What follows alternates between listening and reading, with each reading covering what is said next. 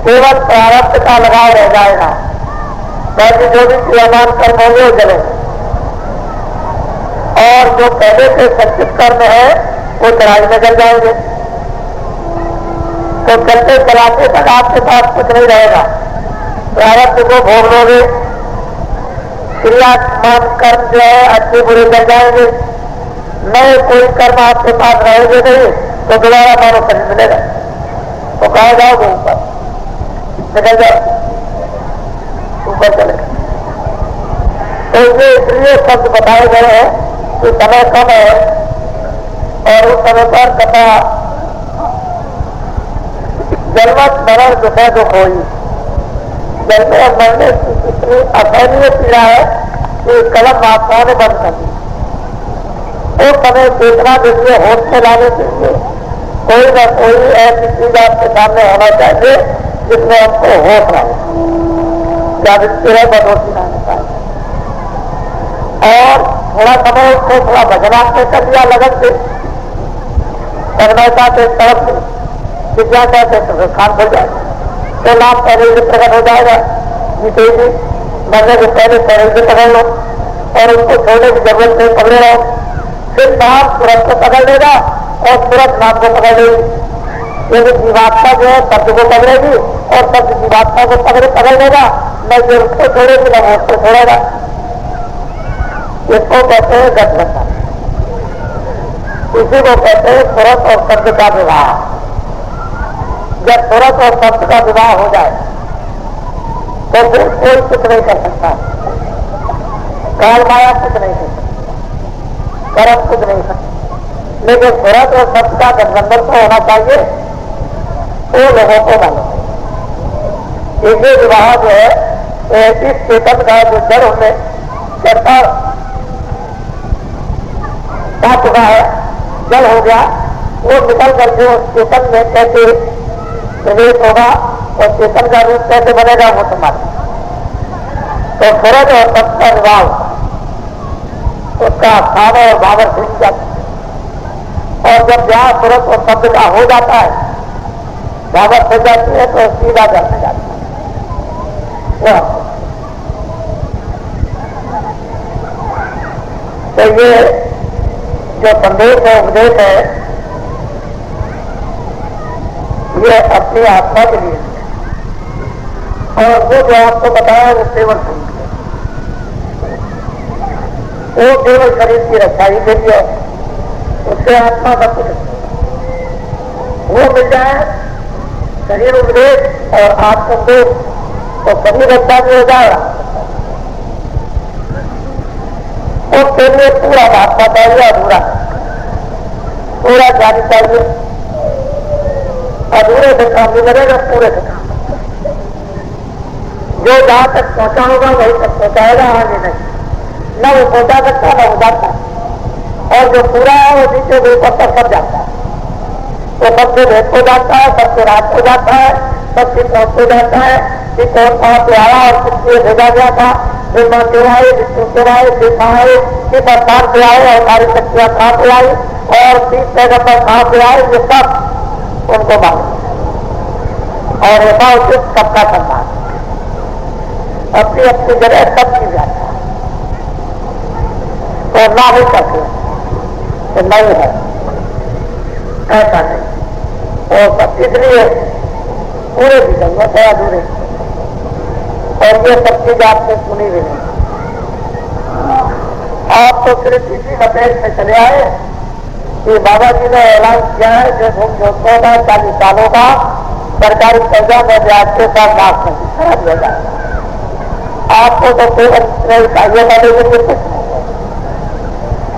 ये कर दिया जाएगा तब आपको सब पूछा जाएगा, बोलो अब। तो ये तो आप कह दोगे कि हमारा कर्जा माफ हो गया, लेकिन जब पूछा जाएगा तकलीफ तो जो जीते हो तकलीफ, कर्जा तो माफ हो जाएगा, ये तो कुछ नहीं। इसको तो महात्मा कुछ नहीं समझते, ये है ही नहीं कुछ। लेकिन जो तकलीफ है आपको वो तो बदलते वो कर्जे से तो माफ होने से चली जाए तो और चीज है।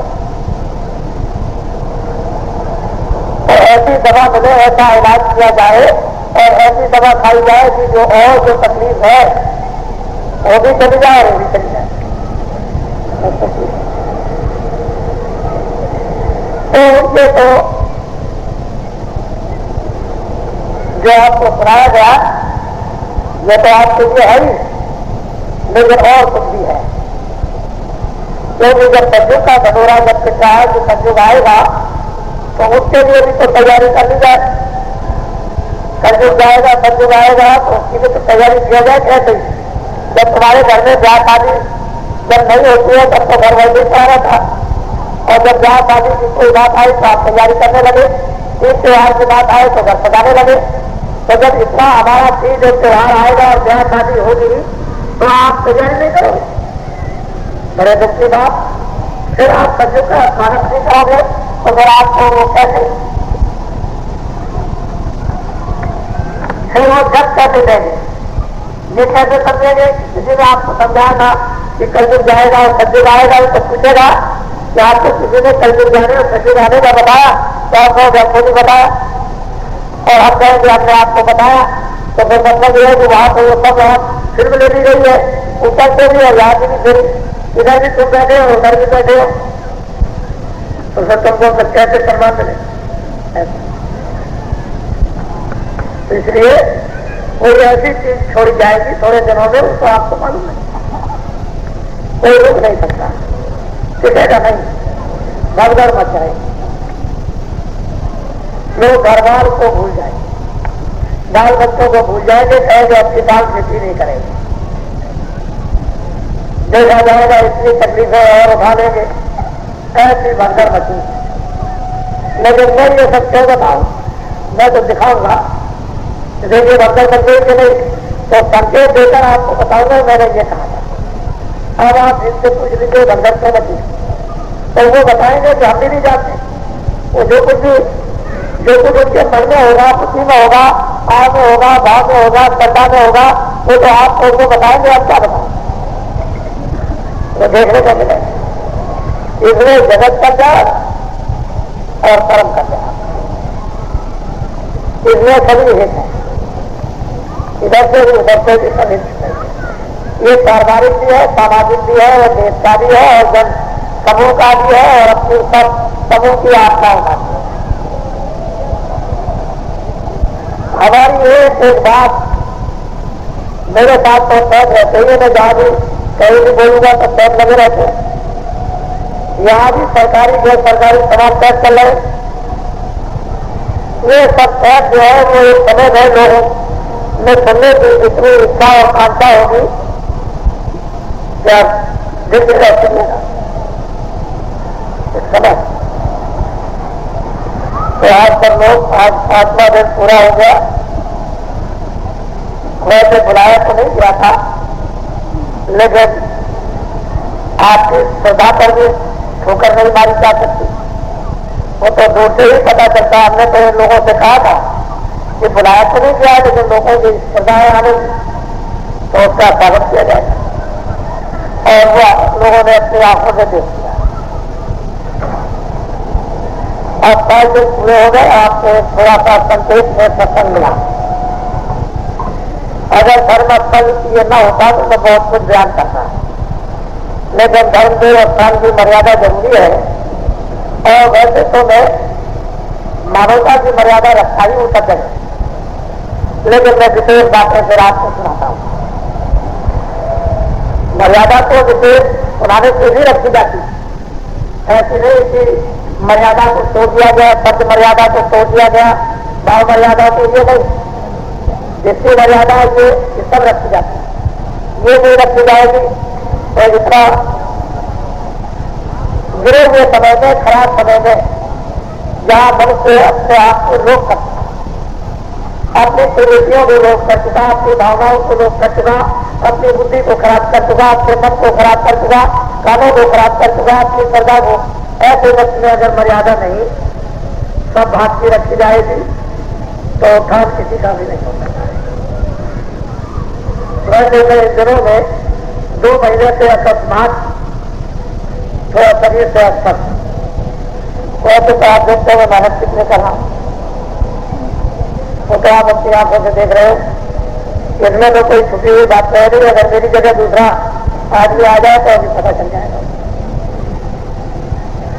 लेकिन मैं तो आपके साथ आपकी श्रद्धा पर कोई सुधाराघात तो करता नहीं हूँ। यहाँ से चले जाओ कहते हुए कि मैं गया था, मैं ऐसे ही रहता, मैं ऐसे ही चला ऐसा नहीं करता। तो मुझे तब मिल जाए वो सवाल, लेकिन आपकी श्रद्धा सदा है। और यहाँ से उसको लेकर के जाओ तो कार लगा रहे, हम तो पकड़ देते हैं तो छोड़ते नहीं है। हमारी बात तो ये है। और आपका क्या दायित्व, कर्तव्य क्या है, जिम्मेदारी क्या है कि अगर आप पकड़ लो तो आप बचो। और एक दूसरे के पकड़ने की बात है, अंदर और बाहर भी पकड़ दो और अंदर से भी पकड़ दो। इधर से भी पकड़े रहो और अगर उधर से पकड़े रहे तो आत्मा की संभाल हो गई। फिर काहे वो खड्डे में 84 नरकों में जाएगी। तो ये संबंध सत्य है। महात्माओं का जो संबंध किया जाता है आखिरी, इसके बाद कोई संबंध नहीं। ये आखिरी मित्रों में मंजिल है सकल। शादी विवाह, माता पिता, दोस्तों मित्रों, इनका उनका, रात का वजह, छोटे बड़ों का इसका, ये सब संबंध इसके ऊपर के सर्वोपरि अंतिम संबंध, इसी के लिए सब कुछ किया जाता है। देखिए ऐसा संबंध हमको मिल जाए, हमारी गति हो जाए। चाहे वृद्धि मांगो, चाहे मोक्ष मांगो, चाहे अपने कल्याण मांगो, चाहे आत्मरक्षा मांगो, लेकिन ये आखिरी संबंध है। जिसके बाद इसमें एक हफ्ता रहता है, हफ्ता टिकट जिसको कहते हैं, वो टिकट होता है। रेलवे का टिकट आया, उसको दिखाया तो एक टिकट रहता है, वो हफ्ता होता है हाथ में, वो लगा देते हैं जैसे सिगार होता है बैल, उसका धक्का मार दिया तो उसे कोई चिंता नहीं, तो सरकारी हो गया। ऐसे महात्माओं का एक धक्का होता है, वो जिधर जाओगे दिखा दोगे तो कोई बोले मालेगा नहीं, तुमको तो ये मालूम कुछ है नहीं। तो आप सब लोग जाओ अपने अपने घर, और वो भी अपना ही काम है। वो पहले की व्यवस्था बनी हुई है, यहाँ पर एक नई व्यवस्था करनी पड़ेगी। तो वहाँ सबकी बनी हुई है, उस व्यवस्था में क्या हो सकता था, मैं उसको अपने काम समझता हूँ। और उसका फैलाव है तो वहां जाकर के सुरक्षित जगह पहुंचा। और हम भी आपको याद करते हैं, आप भी याद करते हैं। हमको भी ये तरफ होगी कि आपका दर्शन हो, तो आपका भी तरफ होना चाहिए कि दर्शन होना चाहिए।